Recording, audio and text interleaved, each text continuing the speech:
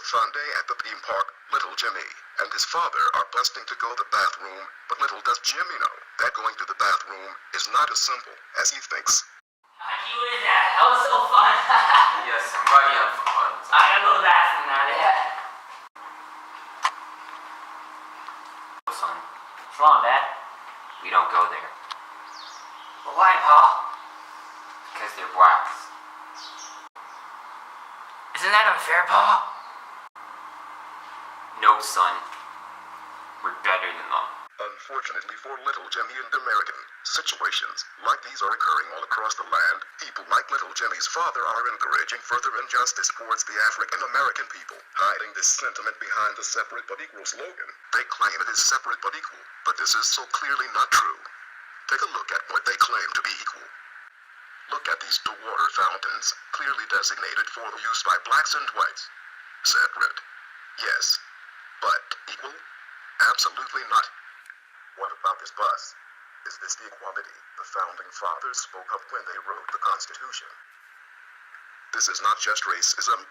This is an institutional racism that encompasses every aspect of life in America and prevents African Americans from ever obtaining the full opportunities that the whites have. Fortunately, there are those who stand to fight against the injustice being done today. The NAACP, the Southern Leadership Conference, and SNCC all work to further civil rights advocacy. They organize nonviolent protests and boycott various racist establishments.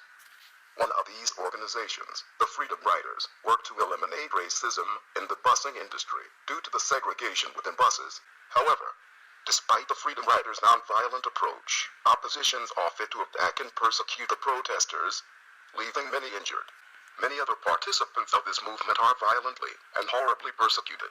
Those who peacefully march are battered with clubs. The brave few who sit in segregated restaurants are spat upon and physically abused. But in the face of this violence, there are the courageous few who stand up and combat this injustice with nonviolent protest.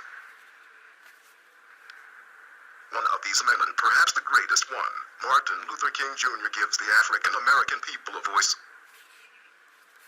He peacefully advocates for great change in African American civil rights.